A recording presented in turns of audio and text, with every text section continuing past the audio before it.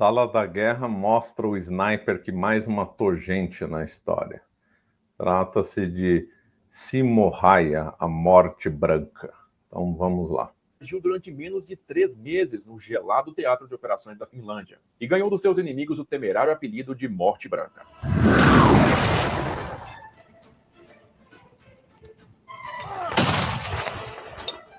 Um pequeno fazendeiro e caçador de uma nação gelada perto do Círculo Polar Ártico se tornaria o atirador mais letal da história, transformando-se num mito vivente durante o momento mais tenebroso da história da Finlândia. Simo Häyhä era o 7º dos 8 filhos do casal Juho Häyhä e Katrina Häyhä, nascido na pequena aldeia de Haltjärvi, no então grão-ducado da Finlândia, parte do Império Russo, no dia 17 de dezembro de 1905. Sendo uma família luterana de agricultores, os Häyhä sempre dependeram bastante da pesca e da caça para sua sobrevivência no rigoroso terreno finlandês. E o pai passou para os filhos as habilidades de sobrevivência e a prática do uso de armas de fogo. Simuna, como era conhecido pelos irmãos e pelos amigos, estudou na escola do município de Miettila, e quando tinha apenas 12 anos, o redemoinho da história atingiu o jovem Häyhä pela primeira vez. A Revolução de Fevereiro de 1917 na Rússia havia derrubado o czar Nicolau II, até então real mandatário no grão-ducado da Finlândia, deixando a região sem uma liderança clara. O estabelecimento do novo governo provisório em Petrogrado viu as chances de ganho de autonomia dos finlandeses sendo esmagadas, com ordens vindas da capital russa para a imediata dissolução do parlamento em Helsinki. Os finlandeses desobedeceram às ordens russas e estabeleceram um novo parlamento, que após a Revolução de Outubro, que levou os bolchevistas de Vladimir Lenin ao poder no país, decidiu declarar a independência da Finlândia em 6 de dezembro de 1917. Bom, antes o Império Russo, então, dominava a Finlândia, como dominava várias áreas no Cazaquistão, Cáucaso, Extremo Oriente e tal, chegaram até a dominar o Alasca, que venderam para os Estados Unidos. Mas, ao contrário dos bolcheviques, né, o Império Russo dava ampla liberdade, ampla não, mas dava liberdade para esses povos que estavam sob o guarda-chuva do czar. Então, por exemplo, a Finlândia, então, era um grão-ducado, o que significava que eles tinham muita autonomia, né? Porque, afinal, duque, tradicionalmente, no feudalismo, na Idade Moderna, é aquela figura que fica imediatamente abaixo do rei, né? A estrutura feudal de baixo para cima é barão, conde, depois duque e depois rei, né? E esse foi o caso, imperador. Depois se acrescentou o marquês. O marquês é o conde da fronteira, né? E aí se acrescentou, então, o marquês, aí ficou barão, conde, marquês, duque, rei, né? Se fosse o caso, imperador. E aí tem outras figuras, variações, como grão-duque, grão-ducado. Por exemplo, Luxemburgo é um grão-ducado, né? Então, permitia, então, liberdades para esses povos. No Cáucaso também, os povos nômades do atual Cazaquistão, que pertenciam ao Império Russo, mantiveram suas tradições nômades lá, e não eram amolados pelo poder central russo. Aí, quando chegou a Revolução Bolchevique, acabou. Todo mundo tem que obedecer, acabou as liberdades individuais, acabou as tradições, acabou tudo. Agora quem manda é Moscou e acabou. E quem desobedecer vai morrer.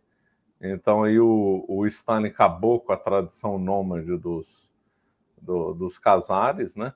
E acabou com todas as autonomias regionais, né? E no Império Russo havia bastante autonomia. Hoje é muito estranho a gente compreender isso, porque é o liberalismo também, né? O liberalismo não consegue entender estruturas hierárquicas diferentes, como o conde, duque, barão. Ficam coisas estranhas para o mundo dos liberais, que o mundo liberal ele só vê direitos individuais. Então, ao Estado e aos direitos individuais. Não há corpos intermediários, nem figuras de poder intermediárias que o liberalismo vai valorizar, né? Eles ignoram que o conceito de sociedade é o conceito aristotélico, que é o correto, que é uma sociedade formada por sociedades menores e não por indivíduos. No Império Russo, apesar de vários defeitos, né? Inclusive perseguição errada contra os judeus, né? Uma coisa horrorosa, os pogroms, e também outras coisas erradas que não vier o caso comentar, mas ele pelo menos, respeitava essas coisas regionais. Bom, vamos lá. E aí, então, a Finlândia fez muito bem em se separar da, então, União Soviética. Eu sei o que lá, se transformar num país comunista, coletivizado, massacres e tal, fez muito bem cair fora. Os comunistas rapidamente reagiram à atitude finlandesa, iniciando a Guerra Civil Finlandesa, na qual a nova nação recebeu apoio militar do Império Alemão. Lenin, vendo-se fragilizado pela tumultuosa situação interna da Rússia, que via forças leais ao czar tentando derrubar o regime comunista, não tinha recursos para subjugar o levante finlandês e acabou aceitando a independência do país em maio de 1918. Emergindo vitoriosa do conflito estava a Suojeluskunta, ou Guarda Branca, liderada pelo general Karl Mannerheim, que havia derrotado as forças comunistas finlandesas e russas, estabelecendo-se como entidade precursora do exército finlandês. Nos anos seguintes, a Guarda Branca se tornou uma espécie de milícia de proteção nacional, treinando voluntários para compor um corpo auxiliar do exército em caso de conflito. O pequeno Simo Halha, de apenas 1,52 m de altura, se voluntariou para as fileiras da Guarda Branca em 1922, aos 17 anos de idade. Em sua juventude, ele desenvolveu grande habilidade com o tiro esportivo, colecionando troféus em diversas competições regionais. Depois de completar 20 anos de idade, em 10 de dezembro de 1925, ele iniciou seu serviço militar obrigatório dentro da primeira companhia do 2º Batalhão de Bicicletas em Valkjärvi, sendo rapidamente reconhecido por sua competência como soldado, o que o levou a ser selecionado para o treinamento de cabo em março do ano seguinte. Promovido a cabo em junho de 19... Aí tem um dado curioso que é de bicicleta, né? A gente não pode esquecer que teve uma época que não tinha motores, né? Não tinha veículos autopropulsados, né? E aí, então, tinha que se valer de outros meios de locomoção. Então, a bicicleta teve uma época que foi fundamental para isso nas cidades, uso militar. Inclusive, na Segunda Guerra Mundial, o militar Yamashita, do Japão, grande estrategista, fez uma operação militar na Malásia usando bicicleta. Foi simplesmente genial, muito prático e genial. Então, o uso de bicicleta no meio militar não é uma coisa de espanto, não foi uma necessidade numa determinada época. 1926, Halha mais uma vez se destacou dentro das competições esportivas do Exército, representando o grupo de metralhadoras leves de Valkjärvi em competições de tiro de precisão, ganhando também medalhas por suas habilidades de esqui e surpreendente condicionamento físico. Em agosto, ele foi transferido para a 3ª Companhia do 1º Batalhão de Bicicletas em Terijoki, onde se tornou comandante de um grupo de combate, e passou para a reserva em 21 de março de 1927. Voltando a ser voluntário da Guarda Branca, Halha retornou à vida na fazenda, ao mesmo tempo em que manteve sempre atualizada a sua perícia no tiro. No fim dos anos 20, ele adquiriu um fuzil Sako M28-30, uma versão nacional do fuzil russo Mosin Nagant modelo 1891, uma arma antiga, mas mundialmente reconhecida pela precisão e estabilidade. O fuzil de Halha, que tinha o serial 60.974, passou a ser seu companheiro nos anos 30, sendo usado por ele para a obtenção de alimento com a caça, como também nas competições de tiro. Simo Halha possuía a raríssima habilidade de estimar visualmente com precisão distâncias entre 1 e 150 metros, e certa vez atingiu 16 vezes um alvo a 150 metros em menos de 1 minuto. Tal feito é bastante louvável, visto que com um fuzil de ferrolho, cada projétil tem que ser extraído manualmente, e cada clipe de munição com 5 balas também tinha que ser inserido manualmente. Mas o pacato fazendeiro campeão de tiro pouco imaginava que mais uma vez a roda do destino atingiria em cheio seu remoto e gelado canto do planeta, à medida que um novo equilíbrio de poder se formava na Europa. Após expurgar todos os remanescentes do que considerava uma conspiração contra sua autoridade, Joseph Stalin agora virava os olhos para os antigos territórios russos em sua fronteira ocidental. Stalin via com grande desconfiança o crescimento do poderio do Terceiro Reich sob Adolf Hitler, e recuperar aqueles antigos territórios lhe daria uma plataforma avançada e privilegiada na esperada guerra entre as duas potências militares continentais. Em abril de 1938, o NKVD começou a contatar diplomatas finlandeses para demandar a cessão da porção oriental do Istmo da Carélia,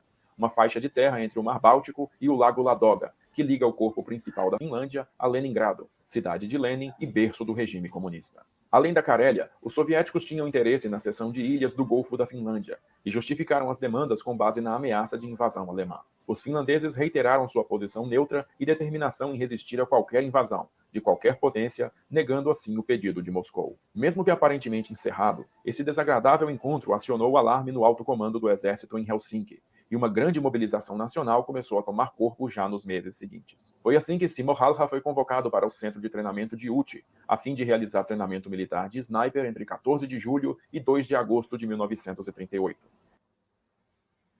O expansionismo aí, soviético não foi só a vontade de expandir territórios do Stalin, mesmo estava com Lenin também, não era só tendo em vista a ameaça externa. O objetivo do comunismo é dominar o mundo. Então, o objetivo do Lenin, embora tenha feito revolução num país, era estender a revolução para outros locais. Assim, ele fomentou a revolução na Hungria. E o Stalin, o vídeo aí coloca como querer expandir em direção à Finlândia como uma espécie de proteção contra a Alemanha. É verdade, mas também se não tivesse isso, o Stalin ia querer avançar de qualquer forma para qualquer nação, se ele pudesse, porque o objetivo era expandir os territórios e impor o comunismo para o maior número de pessoas que está no mundo inteiro, porque o comunismo não basta. Eles não querem só escravizar uma nação, eles querem escravizar a humanidade inteira, né? E a Finlândia foi muito esperta, né? Não foi nada ingênua e sempre se preparou militarmente diante dessa ameaça soviética, né? Pela primeira vez aos rifles equipados com lunetas, uma inovação que não o entusiasmou. Durante todo o restante de 1938, a União Soviética tentou seduzir a Finlândia a uma aliança consigo, mas as tentativas foram recebidas friamente pelos finlandeses, que viam com maus olhos o coletivismo e os expurgos promovidos por Stalin. Em agosto de 1939, a Alemanha assinou um pacto de não agressão com a União Soviética, um documento que continha um protocolo secreto dividindo a Europa Ocidental em zonas de influência alemã e soviética. Pelo acordo, a Finlândia se tornara parte da zona de influência soviética, o que virtualmente dava a Stalin a mão livre para agir contra o país. Após a invasão soviética da... A gente nunca pode esquecer que Stalin e Hitler foram aliados, né? Eles fizeram, então, o pacto Ribbentrop-Molotov, um pacto criminoso, né? O Stalin ficou muito feliz com esse pacto, a foto é um símbolo disso, né? E esse pacto, ele tinha duas versões, um que foi divulgado, mas divulgado que seria só um pacto de não agressão e tal, mas teve um outro que no momento foi secreto, depois deixou de ser, que era o que previa, então, a divisão da Europa Oriental. Uma parte ficaria para a Alemanha, outra parte para a União Soviética. E, de fato, quando começou a Segunda Guerra Mundial, quando a Alemanha invadiu a Polônia, dali 14 dias, a União Soviética invadiu a Polônia também. Então, eles fizeram a divisão da Polônia, se cumprimentaram na fronteira, soldados comunistas fizeram saudação nazista, fizeram um desfile em comum, beberam, comemoraram, né? Então, na realidade, o Pacto Ribbentrop-Molotov, que é divulgado muito por livros pró-comunistas como de não agressão, na realidade é um pacto de divisão da Europa ali oriental, né? E aí o Stalin, então, de posse desse pacto, resolveu, então, se voltar contra a Finlândia, né? Da Polônia Oriental em 17 de setembro, Helsinki sentiu que mais uma barreira caíra, tragando o país para cada vez mais perto da guerra. Uma acelerada mobilização começou a tomar efeito, sob o disfarce de um grande treinamento de reservistas. Ao mesmo tempo em que elaborava seus planos de guerra, a União Soviética convidou diplomatas finlandeses para uma última rodada de negociações em Moscou, demandando mais uma vez a cessão da Carélia e a destruição de todas as fortificações que os finlandeses haviam construído na região, conhecidas como linha Mannerheim. Tais demandas foram consideradas inaceitáveis pelo governo finlandês, que inclusive fez uma contraoferta cedendo uma parte menor do território requisitado, mas as negociações terminaram num mortífero silêncio. Em 26 de novembro... De novo, os finlandeses foram muito hábeis, porque o que eles perceberam? Que essa não ia ficar nessa cessão de território, né? Não se negocia com Stalin. Stalin era um psicopata imoral, assassino, né, que queria expandir o comunismo a todo custo. Ele não tinha palavra, não tinha honra, não tinha nada. Então, qual que era o que o Stalin pensava? Negocia essa parte, os finlandeses de posse, talvez, de um tratado de paz, vão diminuir, então, a vigilância na fronteira, vão diminuir seu poder bélico, vão eliminar a linha de defesa, e aí, num segundo momento, a gente invade, né? Então, os finlandeses, percebendo que isso poderia, e de fato seria isso que o Stalin provavelmente ia fazer, então não resolveram, então, não ceder aos caprichos do tirano soviético. Fizeram muito bem. Clandestina, na qual alvejou com artilharia um posto da Guarda Fronteira Soviética no vilarejo de Manila, localizado na fronteira entre os dois países, e rapidamente Moscou acusou a Finlândia de provocar uma ação militar. No dia 30 de novembro, a União Soviética invadiu a Finlândia com 21 divisões, totalizando 450 mil homens, dispondo de milhares de tanques e aeronaves de combate. O planejamento soviético foi feito com base em sua imensa superioridade numérica, considerada invencível por Stalin, e seu alto comando acabou não levando em consideração a alta dificuldade do terreno finlandês e o fato de que haviam invadido na pior época do ano. O terreno altamente acidentado da Finlândia era coberto por densas florestas de pinheiros e pontuado por lagos e pântanos, transformando qualquer grande operação de invasão num terrível pesadelo. Pouquíssimas estradas cortavam a área, fazendo com que toda a superioridade numérica soviética fosse diluída nas estreitas vias de acesso. Embora a principal área de combate fosse o Istmo da Carélia, onde os finlandeses haviam fortificado as vias de aproximação ao seu país, o fronte secundário ao norte do Lago Ladoga era igualmente importante, pois era sabido que uma penetração soviética por ali flanquearia a linha Mannerheim e colocaria a perder todo o dispositivo defensivo finlandês. Simo Halha havia sido reconvocado para o serviço militar em 10 de outubro e promovido a terceiro sargento, recebendo o comando de um grupo de combate da 6ª Companhia do 34º Regimento de Infantaria, comandada pelo tenente Arne Edvard Juutilainen, conhecido como o Terror do Marrocos, por ter servido na Legião Estrangeira Francesa no norte da África. Juutilainen era irmão mais velho de Aino Ilmari Juutilainen, que se tornaria o maior as da caça finlandesa, e cuja história eu já contei e você pode conferir bem aqui. O 34º Regimento foi posicionado no setor norte do Lago Ladoga, onde recuou ordenadamente ante o avanço soviético até a linha formada pela barreira natural do rio Kola, cuja margem ocidental era marcada por elevações de 10 metros de altura em relação ao curso d'água. Foi lá que as tropas da 12ª Divisão de Infantaria do general Voldemar Haglund parariam o avanço de todo o 8º Exército Soviético, numa ação que pôs fim à ofensiva inicial dos invasores, que também haviam sido parados na linha Mannerheim. A batalha agora se transformara numa intensa guerra de atrito, com imensas formações armadas soviéticas tentando penetrar as linhas finlandesas ao longo de todo o front. A imensamente superior artilharia soviética martelava diuturnamente as posições finlandesas, mas à medida em que o inverno se intensificava, cada vez mais a escuridão consumia os dias, até que apenas 5 horas... De fato, que os analistas esperavam era uma vitória soviética, dado a grande desproporção aí de forças. É verdade que escolheram uma época infeliz, que foi inverno, até que a guerra chama Guerra de Inverno.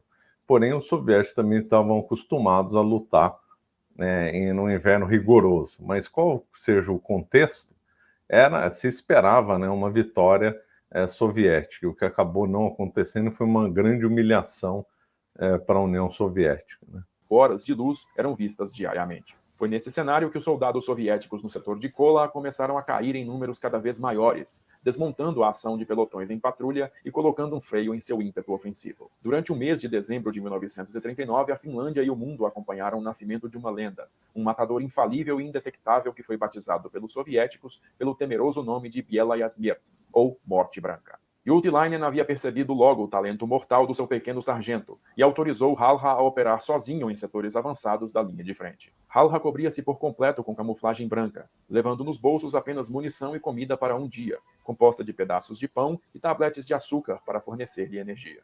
Ele partia antes do nascer do sol e escolhia cuidadosamente uma posição de tiro na linha de frente. Lentamente, Simo Halha amontoava uma pilha compactada de neve à sua frente, que servia de apoio para seu fuzil e diminuía a dispersão de partículas de gelo após os disparos. Observando imóvel a movimentação inimiga, ele colocava gelo na boca para mascarar a respiração, tornando-se virtualmente invisível para o inimigo nas paisagens congeladas a 40 graus negativos. Halha ainda carregava consigo seu velho e confiável fuzil pessoal, equipado com miras comuns. Um caso insólito entre os grandes atiradores, ele havia dispensado o uso das lunetas, por considerar que elas eram bastante sujeitas a embaçar no clima gelado do inverno. Realmente, esse Simo Halha, né, pelo menos a pronúncia que está sendo usada, realmente era uma figura totalmente incomum, né? Dispensar a luneta, né? Realmente é impressionante. Por sua própria experiência, Halha também percebera que muitos snipers soviéticos acabavam entregando sua posição pela luz refletida na lente da luneta, e o uso da mira tradicional também permitia que ele elevasse menos a cabeça do que seus adversários. Para facilitar ainda mais seu trabalho, os soldados soviéticos não haviam recebido camuflagem de inverno, usando ainda seus grossos sobretudos acinzentados na linha de frente, fazendo-os destacar-se claramente na paisagem. Halha somente saía de posição após o pôr do sol, retornando a pé para a base, onde primeiro ia à tenda do comandante para relatar os resultados do dia e posteriormente seguia para o alojamento, onde fazia a manutenção no fuzil e descansava para o dia seguinte. Em 21 de dezembro, Simo Halha atingiu seu recorde, fulminando 25 soldados inimigos num único dia, fato que elevou seu prestígio dentro da Finlândia e o preço por sua cabeça na União Soviética. O general Georg Stern, comandante do 8º Exército Soviético, estava furioso com a aparente invencibilidade do atirador finlandês e despejou sobre a linha de Kola as mais densas barragens de artilharia de todo o front, na esperança de matar Halha por fogo de saturação. A densa chuva de artilharia soviética preocupou o alto comando, e o general Haglund perguntou ao agora capitão Juutilainen, alçado ao comando do 2º Batalhão, se Kola resistiria. Sua histórica resposta permanece viva na memória finlandesa como um dos maiores símbolos nacionais de determinação. Kola resistirá, a não ser que o senhor nos mande correr. O chamado espírito de Kola foi criado em grande parte devido aos sucessos de Simo Halha, que a esta altura já era uma celebridade e símbolo de esperança da nação. Em 17 de fevereiro de 1940, ele foi homenageado e presenteado pelo novo comandante da 12ª Divisão, o general Antero Svensson, com um novíssimo rifle personalizado, presente de um empresário sueco que se impressionara com seu trabalho. Mesmo sofrendo seguidas ofensivas locais que rompiam sua linha, os defensores de Kola prontamente realizavam contraofensivas que retomavam o terreno perdido e expulsavam os soviéticos para a margem oriental. Mas no fim de fevereiro, os estoques do exército finlandês estavam esgotados, e mais um gigantesco reforço fora enviado para reforçar a frente soviética. Foi nesse contexto que Simo Halha partiu no comando do seu grupo de combate em 6 de março, montando uma posição defensiva perto de Ulisma, preparando-se para a ofensiva inimiga. Quando os inimigos atacaram, os finlandeses abriram fogo de metralhadora, mas um infante russo divisou a pequena silhueta do atirador e disparou uma bala explosiva que atingiu o lado esquerdo do rosto de Simo Halha, destruindo completamente sua mandíbula e diversos dentes. Sangrando profusamente, ele caiu no chão sem a metade do seu rosto, e inicialmente foi dado como morto pelos colegas, mas rapidamente foi evacuado para a retaguarda. Halha foi colocado de bruços num trenó de evacuação, posição que provavelmente salvou sua vida, pois naquele momento ele estava se afogando no próprio sangue, e daquela forma o líquido foi impedido de chegar aos seus pulmões. Inconsciente, ele passou por uma cirurgia emergencial em Jyväskylä, e mais tarde foi evacuado para Helsinki, apenas recuperando a consciência no dia 13 de março, data em que a Guerra de Inverno foi encerrada com a assinatura do Tratado de Moscou. Halha leu seu obituário no jornal e escreveu... É impressionante ele ter sobrevivido a essa metralhadora. Uma vez perguntaram para ele o que ele sentia quando ele abatia um soldado soviético. E ele respondeu: eu sinto o tranco da arma. Impressionante. Os finlandeses nessa guerra foram muito irônicos contra os soviéticos e muito bem-humorados, né? Quando os soviéticos fizeram os bombardeios aéreos sobre a Finlândia, né, jogando bombas, essa notícia chegou, né, os finlandeses protestaram, teve certo comentários internacionais e o Molotov, de forma completamente ridícula, falou que estava jogando alimentos para os finlandeses, né? Ou cesta de pães. E aí, então, os finlandeses retrucaram, quando eles atacavam os soviéticos, eles usavam os chamados coquetéis Molotov, né? Então, eles disseram o seguinte: então, para acompanhar as cestas de pães de Molotov, nós estamos fazendo coquetéis no sentido de bebida alcoólica, né? Para acompanhar a cesta de pães do Molotov. Daí que sai a expressão coquetel Molotov. Então, os soviéticos tinham lançado, então, bombas, que na cara de pau o Molotov falaram que era cesta de pães, e aí os finlandeses retrucavam com os coquetéis, com o nome do ministro das Relações Exteriores, o Molotov, que, aliás, tinha fama de ser totalmente ignorante, só falava russo. Imagina só, um ministro das Relações Exteriores que não fala, na época o principal língua era o francês, né? Não falava francês nem inglês, só falava russo. Ele era um pau mandado do Stalin, né? Nem sabia pensar por si próprio, só obedecia cegamente, né, o mestre. Ele era tido como um fulano extremamente ignorante e totalmente servil, além do que muito cruel, né? Vários despachos dele mandando matar pessoas, né? Num tipo assim desprezível. Então aí por isso que saiu a expressão coquetel Molotov. Outra coisa que retrata o bom humor dos finlandeses foi aí quando eles viram aquela multidão de soviéticos e muita gente temia a derrota finlandesa, né? Aí uns lá só saíram com essa, né? Nossa, os soviéticos estão num número muito grande e a Finlândia é um país muito pequeno. Como é que nós vamos fazer para enterrar todos os soviéticos? Quer dizer, muito boa a resposta, né? E embora a guerra tenha terminado num tratado e supostamente ninguém tenha ganho a guerra, a Finlândia ganhou a guerra, isso é claro. Que o objetivo do Stalin era a conquista inteira da Finlândia.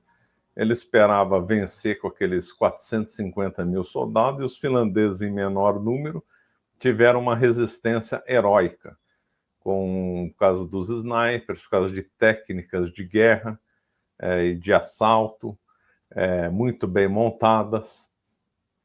Inclusive, usaram mulheres muito competentes na guerra, né, as lotas da Finlândia, né, usou mulheres muito ágeis no campo de batalha, com técnicas boas, conhecendo muito bem o seu território, sabendo se posicionar, com grandes generais muito valentes. Então tiveram, assim, na prática, uma vitória simplesmente espetacular contra os soviéticos, né? E isso aí foi uma humilhação para o Stalin, uma humilhação para a União Soviética, e isso aí chegou lá nos ouvidos do Hitler. Opa, eles perderam lá, né? Essa força soviética não é tudo isso, animando o Hitler para armar sua invasão contra a União Soviética, né?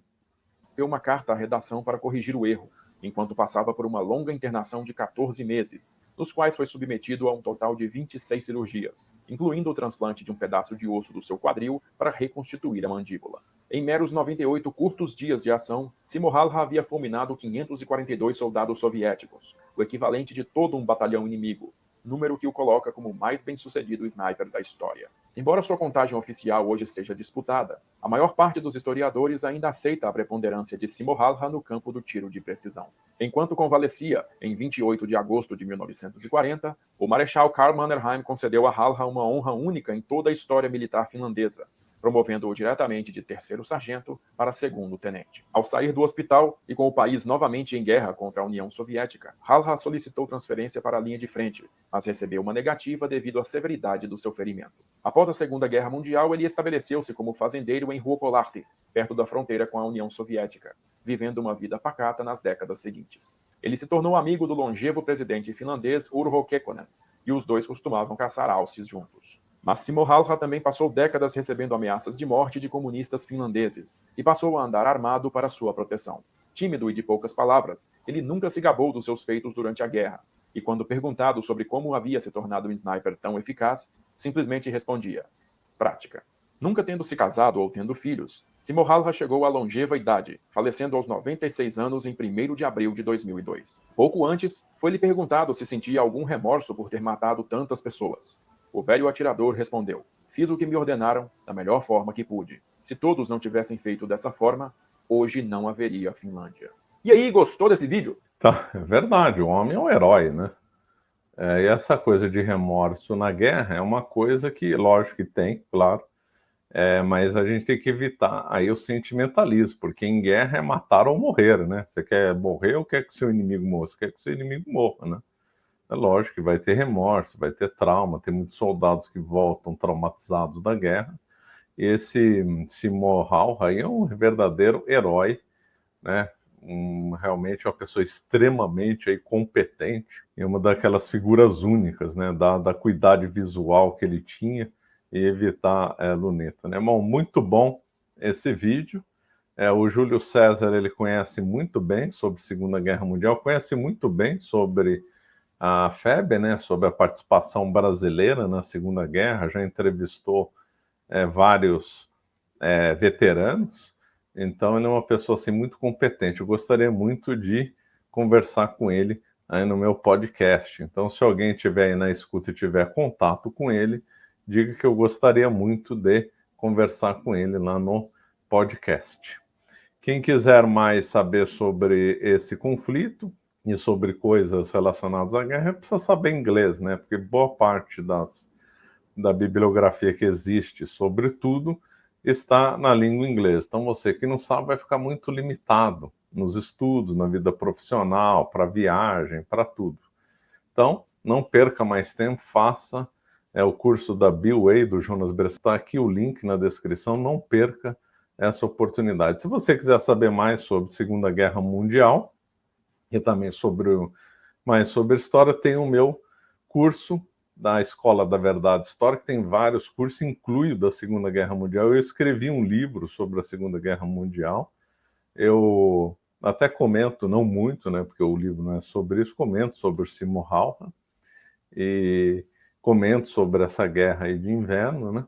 E aí, então, quem quiser saber mais sobre esse conflito, tem tanto meu livro como o curso da Escola da Verdade Histórica, né? Então, vamos ficando por aqui. Obrigado.